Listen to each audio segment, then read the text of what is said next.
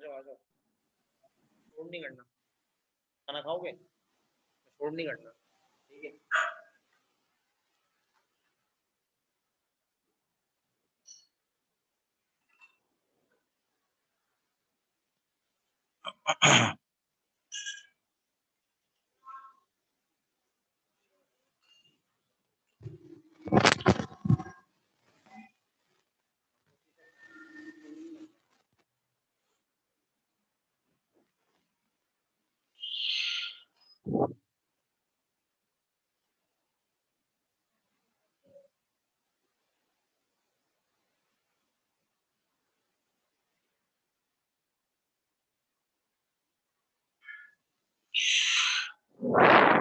चले जी, सारे कनेक्ट हो गए।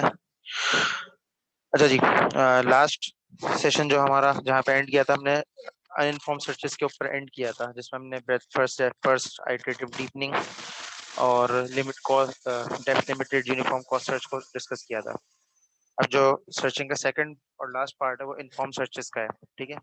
इन्फॉर्म सर्चेस बेसिकली दूसरी कैटेगरी है सर्चिंग एल्गोरिथम्स की। और इस कैटेगरी में बेसिकली जो डिफरेंस है कि या मेजर डिफरेंस है वो ये है कि हमें पहले से एक एस्टिमेटेड कॉस्ट के बारे में कुछ ना कुछ पता होता है। इसी की बेस के ऊपर हम लोग फिर डिसीजन मेकिंग या सर्चिंग हमारी इफेक्टिव होती है। इसमें हम लोग बेस्ट फर्स्ट सर्च से स्टार्ट करेंगे, जो कि एक simple generic version of searching है।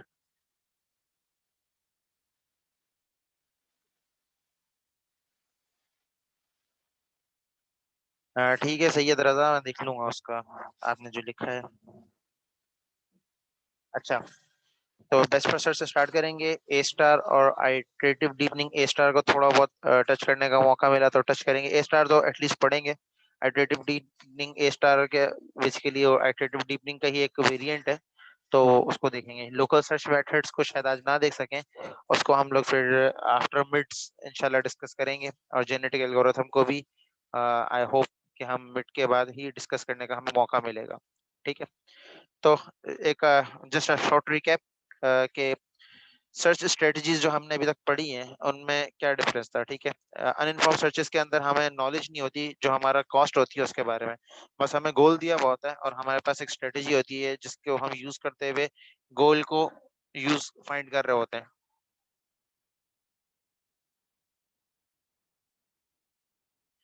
अच्छा जी, जो इन्फॉर्म सर्चेज होती हैं, ठीक है, इन कंट्रास्ट टू अनइन्फॉर्म सर्चेस, उसमें हमें नॉलेज होती है कि जो हम नोड एक्सपेंड कर रहे हैं उसके ऊपर हमें बेसिकली क्या उसके ऊपर कॉस्ट पे करनी पड़ेगी और क्या उसके ऊपर ह्यूरिस्टिक्स अप्लाई होंगे और उसकी बेस के ऊपर हमारे गोल के ऊपर क्या इफेक्ट पड़ेगा, ठीक है? तो अनइन्फॉर्म सर्चेज में यानी कि जो नॉलेज हमें नहीं गिवन होती थी, इनफॉर्म सर्चेज के अंदर वो नॉलेज हमें ऑलरेडी गिवन होती है और उसको हम यूटिलाइज करके जस्ट अपनी सर्चिंग को बेहतर करते हैं, ठीक है? इसमें जो सबसे पहले हम एल्गोरिथम डिस्कस करेंगे वो बेस्ट फर्स्ट सर्च है, ठीक है? ये बीएफएस एक ब्रेथ फर्स्ट सर्च, एक बीएफएस बेस्ट फर्स्ट सर्च है, तो इसको बेस्ट एफएसबी लिखा जाता है, ठीक है? तो ब्रेथ फर्स्ट सर्च की जगह वो आ जाए, ठीक है? अच्छा, इसमें फर्क क्या है मेजर? जो बेस्ट फर्स्ट सर्च है कि हम one of the techniques of inform searches, और इसमें हमें बेस्ट एफ वैल्यू की बेस के ऊपर हम नोड्स को एक्सपेंड करते हैं, ठीक है? यानी कि जो भी एफ जो हमारा फंक्शन है, इवैल्यूएशन फंक्शन है, उसकी जो बेस्ट वैल्यू होगी उसकी बेस के ऊपर हम नोड्स को एक्सपेंड करेंगे अनटिल अनलेस कि हम लोग गोल तक पहुंच जाएं, ठीक है? अगर इसको हम देखा जाए तो ये एक तरीके से जनरल एल्गोरिथम जो हमने स्टार्टिंग में डिस्कस किया था ट्री सर्च का, ये वही है, जिसके फंक्शन में हमने ये बोला कि हमें जो भी प्रॉब्लम दिया हुआ होगा, ठीक है, और उसका हमें सॉल्यूशन बेसिकली फाइंड करना है, या अगर उसका सॉल्यूशन एग्जिस्ट नहीं करता तो उसका फेलियर हमें बताना है, डिटरमाइन करना है। तो उसमें सबसे पहले हम लोग फ्रंटियर को इनिशियलाइज कराएंगे। फ्रंटियर का मतलब हम सबको पता है कि जो हमारे ऑल स्टेट्स होंगी, ठीक है, उसको मेमोरी में लोड करेंगे, उसको इनिशियलाइज कराएंगे जो हमारा प्रॉब्लम है। और जब तक हम फ्रंटियर को सर्च करते रहेंगे, फ्रंटियर से वन बाय वन एक लीव नोड को रिमूव करते रहेंगे फ्रंटियर से, जब तक कि हमें गोल स्टेट ना मिल जाए। जैसे ही हमें गोल स्टेट मिलेगी हम वहीं पे स्टॉप करके अपने एल्गोरिथम को वहां तक का सॉल्यूशन रिटर्न करवा देंगे, ठीक है, जो कि हमारा फाइनल सॉल्यूशन होगा। और अगर ऐसा नहीं होता तो हम लोग नोट्स को एक्सपेंड कर देंगे अनटिल एंड अनलेस जब तक हमें रिजल्टिंग नोट्स ना मिल जाए।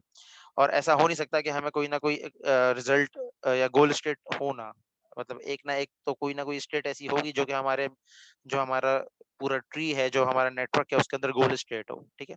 तो गोल स्टेट जैसे ही हमें फाइंड होगी वहाँ पे हमारा एल्गोरिथम स्टॉप हो जाएगा। तो बस इसमें फ़र्क क्या है जनरल सर्च एल्गोरिथम में और बेस्ट फर्स्ट सर्च के अंदर, कि बेस्ट फर्स्ट सर्च के अंदर जब हम नोड को एक्सपेंड कर रहे होंगे, तो हम उसकी कॉस्ट को देखेंगे। जो हमारा फंक्शन था, जो हमारा इवैल्यूएशन फंक्शन है, इसकी कॉस्ट को देखेंगे और इसकी कॉस्ट को देखने के लिए हम लोग ह्यूरिस्टिक फंक्शन को देखेंगे जिसको h ऑफ n से रिप्रेजेंट किया जाता है। अब ये ह्यूरिस्टिक क्या चीज़ है, इसके बारे में बात कर लेते हैं। ग्रीडी सर्च का आप लोगों को आइडिया है? ग्रीडी सर्च क्या होती है? ग्रीडी के बारे में वैसे ही कुछ थोड़ा बहुत आइडिया हो?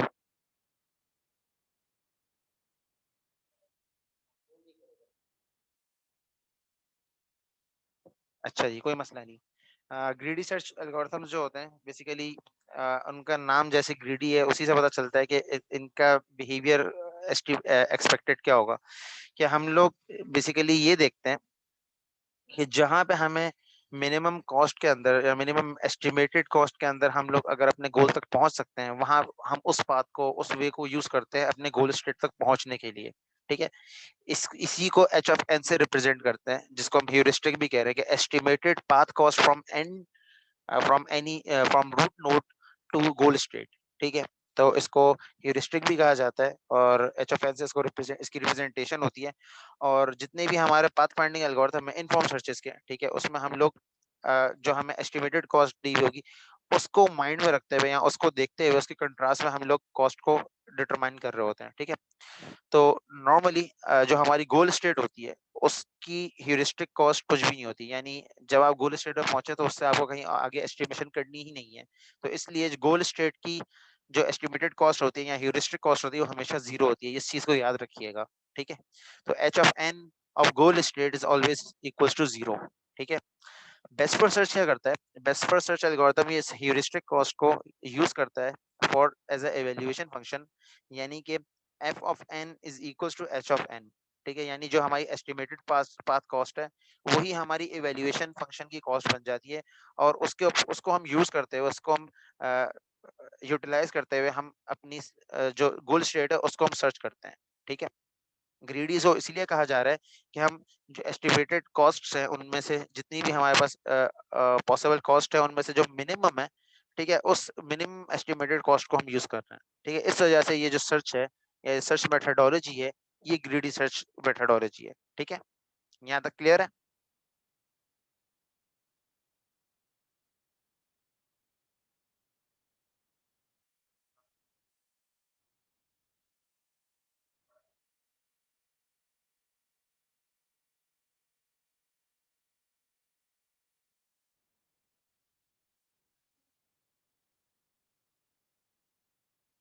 ह्यूरिस्टिक समझ आ गई?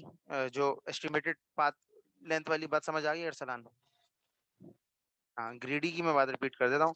ग्रीडी सर्च एल्गोरिथम हम ऐसी सर्च मेथडोलॉजीज जिनके अंदर हम लोग सिर्फ कॉस्ट की बेस के ऊपर डिसीजन मेकिंग कर रहे हो उनको ग्रीडी सर्च कहा जाता है, आसान लफ्जों में, ठीक है? मिसाल के तौर पे यहाँ पे जो एस्टिमेटेड कॉस्ट ले रहे हैं एच ऑफ एन जिसको हम कह रहे हैं, ठीक है, या function of H based on an भी इसको पढ़ सकते हैं, यू भी कह सकते हैं, जैसे आप उसको पढ़ना चाहें, एच ऑफ एन इसको नॉर्मली कहा जाता है कि तो उसमें हम जो भी एस्टिमेटेड पाथ कॉस्ट है फ्रॉम एनी नोड या from root node to goal state वो हमारी एस्टिमेटेड कॉस्ट है।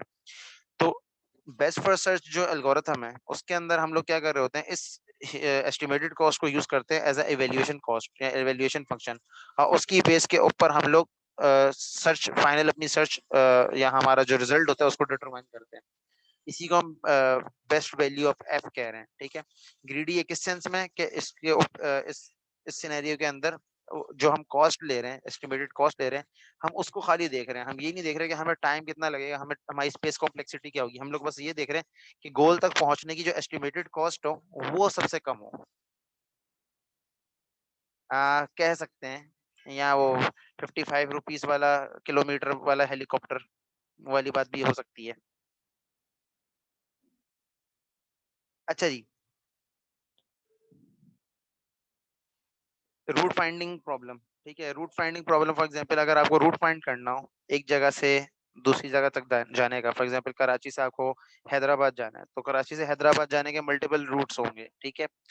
तो उन मल्टीपल रूट्स में से अगर आप फॉर एग्जांपल ग्रीडीली अगर सोचें तो इसमें आपका आप लोग कौन सा डिस्टेंस यूज कर सकते हैं, या जो स्ट्रेट लाइन डिस्टेंस है इसको क्या कहा जाता है? स्ट्रेट लाइन डिस्टेंस का एक और नाम भी होता है, डिस्क्रीट मैथमेटिक्स, लीनियर अलजेब्रा के अंदर आपने हो सकता है पढ़ा हो। तो स्ट्रेट लाइन डिस्टेंस को क्या कहते हैं?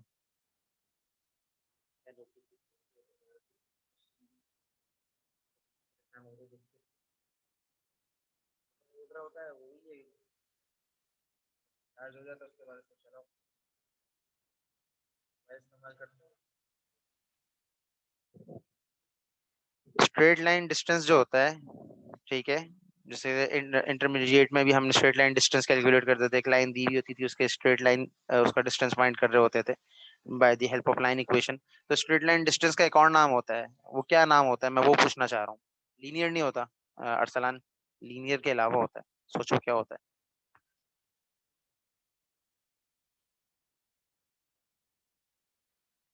वेनिश हो गया? नहीं, वेनिश।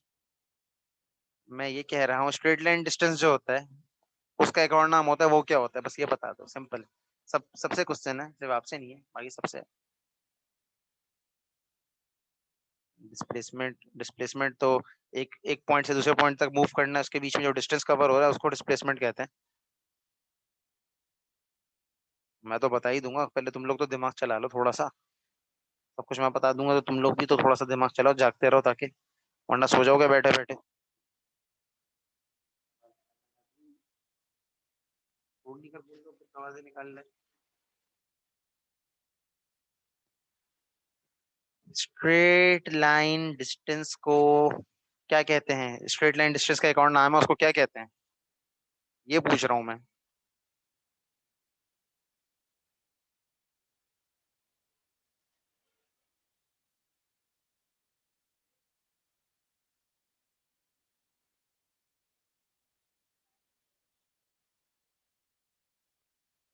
लीनियर नहीं कहते, ग्रेडियंट भी नहीं कहते। कैलकुलस, कैलकुलस से तो कह सकते हैं, कैलकुलस से। फ्रंट लाइन डिस्टेंस नहीं भाई, क्या हो गया, फ्रंट लाइन डिस्टेंस कहाँ से आ गया? तुक्के, सारे तुक्के मार रहे हैं अपनी मर्जी से। यूक्लिडियन डिस्टेंस कहते हैं भाई, स्ट्रेट लाइन डिस्टेंस को यूक्लिडियन डिस्टेंस कहा जाता है। इसका स्ट्रेट लाइन डिस्टेंस का एक और नाम यूक्लिडियन डिस्टेंस है। अब याद रखना, मैं कभी भी जिंदगी में पूछूं ना, कभी कहीं भी मिलूंगा पूछूंगा मैं। हाँ यही कहने वाला था, बस यही होता है, यही होता है। हाँ यूक्लिडियन, यही यही जो लिखा है ना, यही है।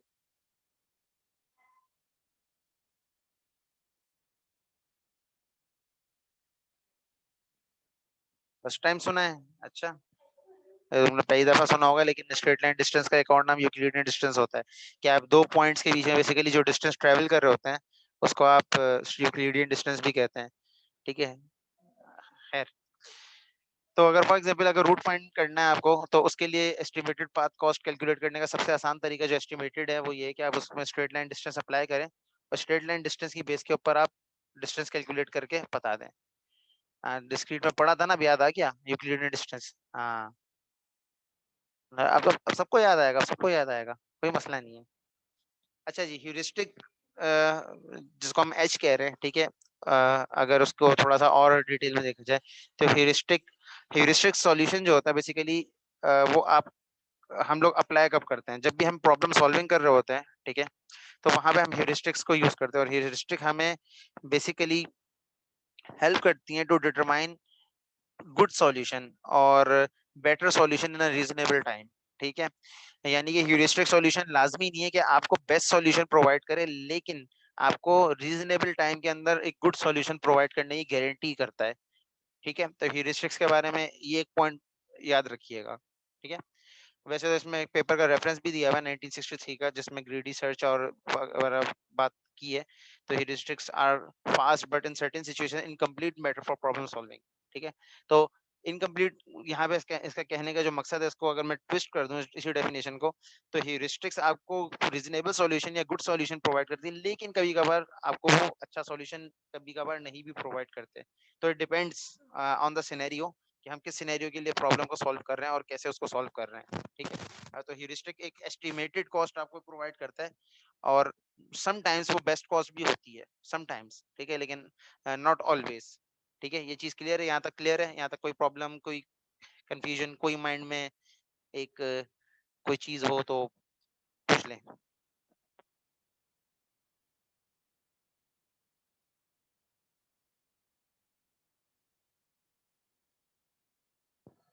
सबको क्लियर है?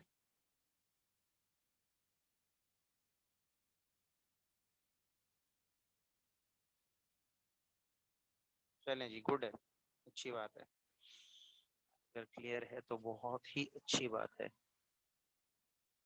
ना। मेरा नेट थोड़ा सा नहीं, मेरा क्या बता दूं वापस बुशरा? रिकॉर्डिंग देख लेना, अब ये कह सकता हूँ मैं। पूरी बात ह्यूरिस्टिक के मैंने सिंपल ये बताया कि ह्यूरिस्टिक आपको हेल्प करती है to find you a better solution in a reasonable time. ठीक है, तो ह्यूरिस्टिक्स बेसिकली हम जब भी यूज करते हैं तो उसका टारगेट ये होता है कि वो आपको रीजनेबल टाइम के अंदर गुड सॉल्यूशन दे। और वो गुड सॉल्यूशन जो प्रोवाइड करता है वो by the help of approximation करता है। ठीक है, जिसको हम जिसके जिसके अंदर हम ग्रीडी सर्च के लिहाज से हम देख रहे हैं और उसको हम कह रहे हैं कॉस्ट को देखता है। ठीक है, तो कॉस्ट के लिहाज से हम इसको कह रहे होते हैं। इसीलिए इसको ग्रीडी भी कहा जाता है कि कॉस्ट को ही सिर्फ देख रहा होता है, बाकी चीज को नहीं देख रहा होता। अच्छा जी, एक सिंपल आपके सामने एग्जाम्पल है ग्रीडी सर्च की। ठीक है, और ग्रीडी सर्च एल्गोरिथम को अब हम सॉल्व करने के लिए ये हमें जो इसके ऊपर लिखी हुई है लेंथ, मतलब वैल्यूज लिखी हुई हैं पाथ के ऊपर, इसको पाथ कॉस्ट कह सकते हैं हम।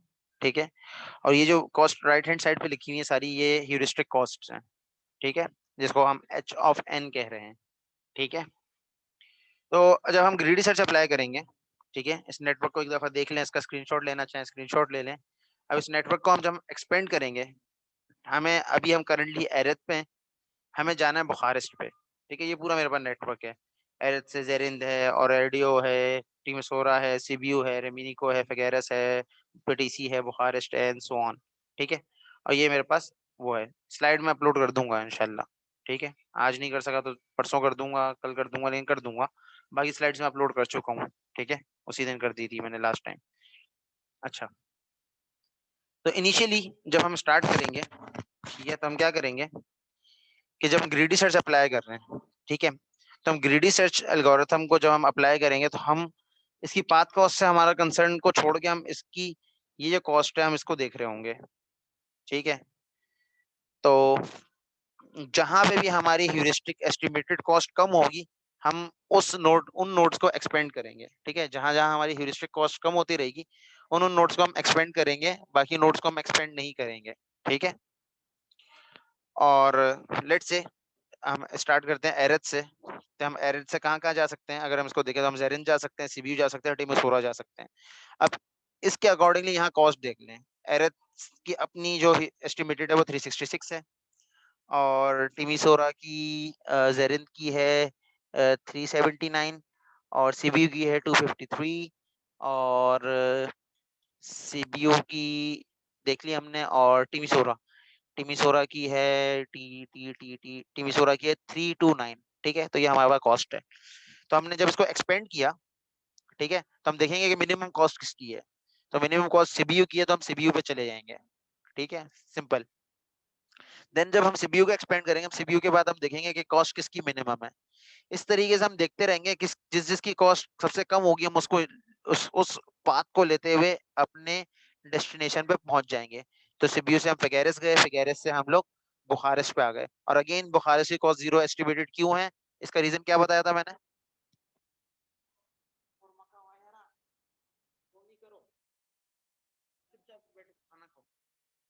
मस्जिद में नमाजी आ रहे हैं इसलिए मैं यहाँ बैठ के क्लास में हूँ, तुम लोग भी यहाँ पे शो करोगे तो क्या फायदा?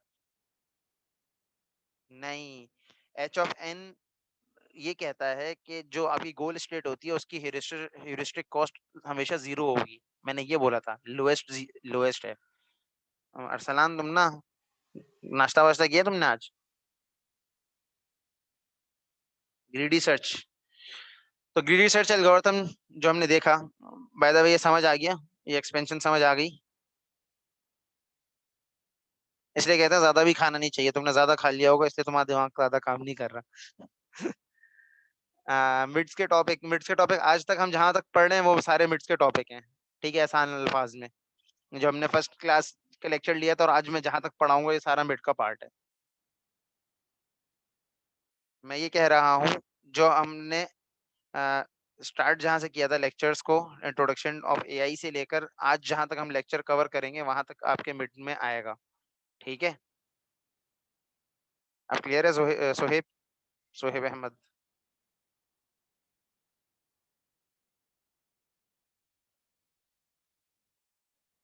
ऑलराइट, अच्छा ये समझ आ गया, ग्रीडी सर्च समझ आ गया?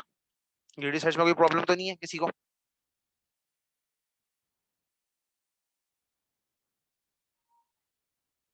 चले जी। अच्छा, ग्रीडी सर्च एल्गोरिथम की कुछ प्रॉपर्टीज हैं, ठीक है, कि जब भी आप ह्यूरिस्टिक्स अप्लाई करते हैं तो आपका जो सर्च टाइम है वो ड्रास्टिकली रिड्यूस हो जाता है। जैसे कि आप यहाँ देख सकते हो कि आपने 1 2 3 फोर्थ स्टेप में आप अपनी गोल स्टेट पे पहुंच गए। ठीक है, तो सिंपली ह्यूरिस्टिक अप्लाई करने से आपका सर्च टाइम काफी बेहतर हो जाता है। इसी तरीके से ग्रीडी सर्च लाजमी नहीं हमेशा ऑप्टिमल हो, तो इसलिए नॉन ऑप्टिमलिटी इसमें है। और सॉल्यूशन कंप्लीट आपको मिलेगा नहीं मिलेगा इसकी भी कोई गारंटी नहीं होती। कभी आपको मिल जाएगा कंप्लीट सॉल्यूशन, कभी आपको हो सकता है कंप्लीट सॉल्यूशन ना भी मिले। और ग्राफ सर्च जब हम कर रहे होते हैं, जब हमारे पास फाइनाइट स्पेस हो, तो उसमें हमें ये कंप्लीट सॉल्यूशन देगा। तो एक क्वेश्चन है, क्या हम इससे बेहतर कर सकते हैं? तो बिल्कुल, हर एल्गोरिथम में जो कमी कोताही है, जो कमी है, उसको हम लोग फुल फुल करने के लिए इससे बेहतर और या उससे एडवांस अप्रोच अप्लाई करते हैं। और इस ग्रीडी सर्च एल्गोरिथम की जो बेहतर अप्रोच है वो ए स्टार एल्गोरिथम है, जिसको minimization of the estimated path cost भी कहा जाता है। ठीक है, बेसिकली ए स्टार एल्गोरिथम करता क्या है कि वो ग्रीडी सर्च को और यूनिफॉर्म सर्च स्ट्रेटेजी, जो यूनिफॉर्म कॉस्ट सर्च हमने पढ़ा था याद है, तो यूनिफॉर्म सर्च स्ट्रेटेजी को कंबाइन कर देता है। ठीक है, इसीलिए जिसका फंक्शन होता है, जिसका इवेल्युएशन फंक्शन होता है, जिसकी बेस के ऊपर हम लोग नोड्स को एक्सपेंड कर रहे होते हैं, ठीक है, वो g of n plus h of n होता है। h of n is the estimated cost and g of n is the actual cost. ठीक है, तो actual cost of the initial state to n, तो n तक पहुंचने की जो कॉस्ट है जिस भी नोड पे हम जाना चाह रहे हैं, और n से नेक्स्ट गोल तक पहुंचने की जो एस्टिमेटेड कॉस्ट है, वो इन दोनों का सम बेसिकली हमारा एवेल्युएशन फंक्शन होता है। और जिसकी वैल्यू चीपेस्ट होगी हम उसको यूज करते हुए इंप्लीमेंट करेंगे, और उसको हम लोग बेसिकली फिर उसी वैल्यू को यूज करते हुए हम एक्सपेंड करेंगे अपने पाथ को। ठीक है, अच्छा, एक और यहाँ पे कंडीशन जो एडमिसिबिलिटी की है, एडमिसिबल सॉल्यूशन जब बोलते हैं किसी सॉल्यूशन को, जब वो एक जो सॉल्यूशन हो वो आपको गारंटी कर रहा हो कि इसका सॉल्यूशन बेहतर और बेस्ट सॉल्यूशन है। ठीक है, तो ऐसे सॉल्यूशन को एडमिसिबल बोलते हैं, ऐसी कंडीशन को एडमिसिबल बोलते हैं। तो जो आपका ए स्टार एल्गोरिथम है उस वो एडमिसिबल होता है। ठीक है, यानी कि अगर आपके पास जितनी भी कॉस्ट हैं, ठीक है, अगर आप उनको कंपेयर करें और जो ए स्टार एल्गोरिथम आपको कॉस्ट इवेल्युएट करके दे रहा है या फाइंड करने में हेल्प कर रहा है, वो कॉस्ट सबसे बेहतर होती है। ये इस बेसिकली एल्गोरिथम की, ए स्टार एल्गोरिथम की गारंटी है आपको। ठीक है, ये बात समझ आई? ये बात क्लियर है सबको यहाँ तक ए स्टार के बारे में?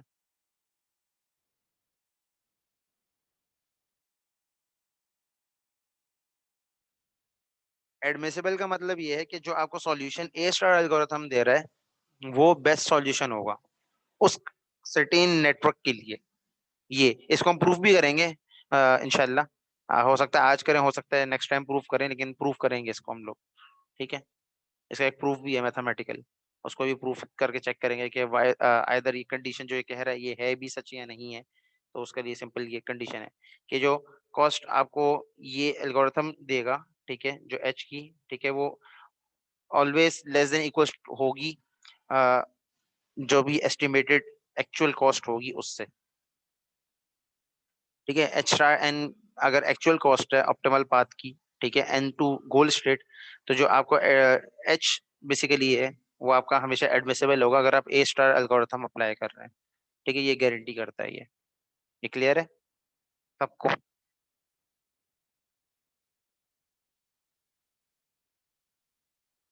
बुशरा, अरसलान, बाकी सबको भी क्लियर है? सोहेब और बाकी भी, फहद, सही है, फहद को भी क्लियर है। ठीक है, चलें, गुड है। चलिए जी, अब इसी प्रॉब्लम को, जो हमने प्रॉब्लम भी थोड़ी देर पहले देखा था, अब इसको हम ए स्टार एल्गोरिथम से सॉल्व करते हैं।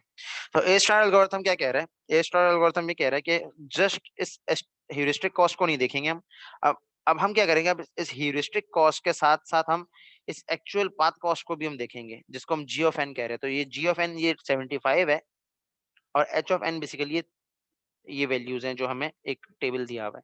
ठीक है, एग्जामिनेशन पॉइंट ऑफ व्यू से भी अगर आपको for example A star algorithm दिया जाएगा तो उसमें आपको ह्यूरिस्टिक प्लस एक्चुअल कॉस्ट दोनों दी हुई होंगी। ठीक है, तो आप परेशान होने की जरूरत नहीं है, कभी भी जब भी प्रॉब्लम दिया जाएगा तो उसके अंदर ये दोनों चीजें आपको दी होंगी।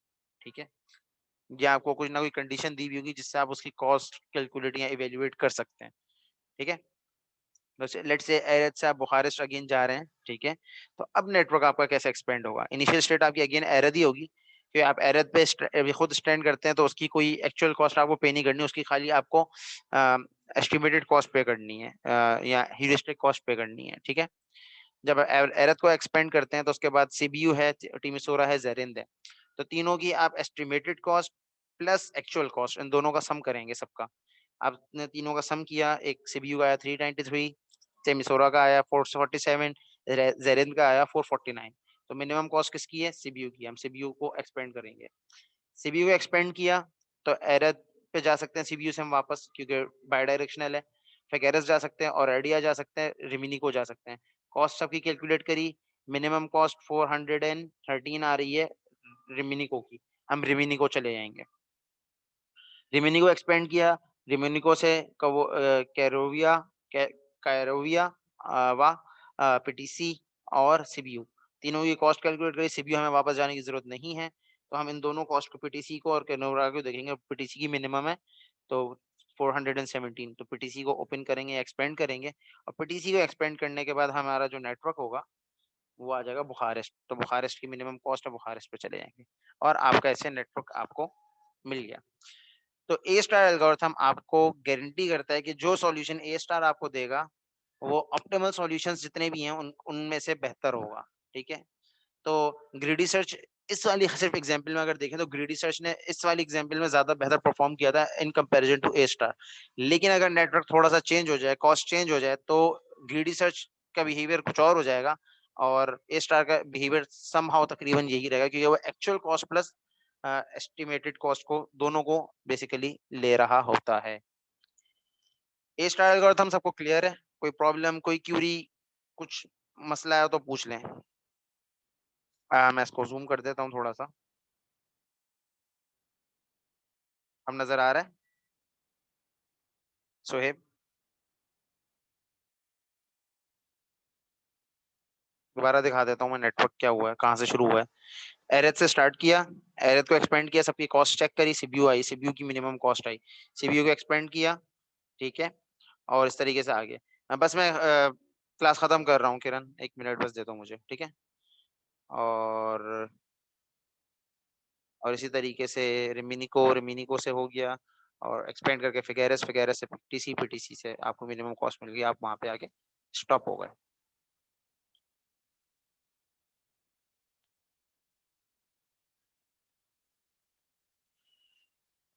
ठीक है, तो यहाँ पे जो ए स्टार एल्गोरिथम है उसकी अगर प्रैक्टिकल इम्प्लीकेशन को देखनी हो,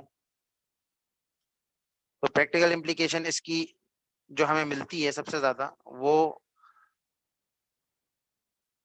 पाथ फाइंडिंग एल्गोरिथम्स के अंदर मिलती है।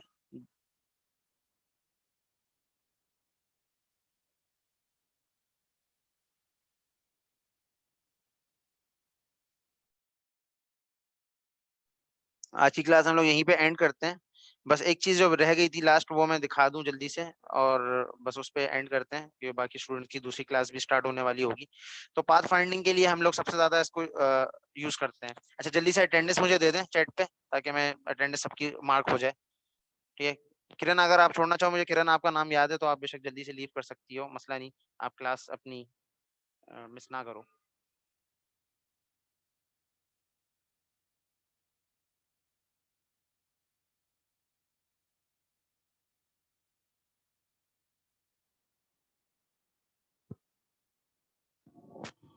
पेपर में हम यहाँ तक आएगा इंशाल्लाह। ठीक है, ए स्टार सर्च एल्गोरिथम तक। इसका जो प्रूफ है इसको हम लोग फिर नेक्स्ट टाइम मैं कोशिश करूंगा नेक्स्ट क्लास में मिड से पहले जो है उसमें समझा दूं, फिर प्रूफ वाला पार्ट भी देख लेंगे। ठीक है, ह्यूरिस्टिक की बाकी फर्दर डिस्कशन है वो फिर काफी लंबी डिस्कशन है, उसको बाद में करेंगे इंशाल्लाह। ठीक है, कुछ सबने दे दी अटेंडेंस दे दी सबने?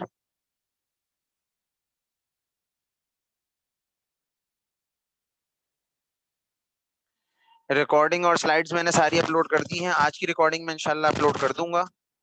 तो आई होप आज कोशिश करता हूँ आज ही कर दूं, अगर आज नहीं हो सका तो मैं कल कर दूंगा, लेकिन मैं कर दूंगा, परेशान होने की जरूरत नहीं है। स्लाइड्स में सारी अपलोड कर चुका हूँ, ठीक है, बाकी सारी स्लाइड लेक्चर स्लाइड सब अपलोडेड है। ठीक है, चलिए जी, नेक्स्ट वीक तक के लिए अस्सलाम वालेकुम, अल्लाह हाफिज।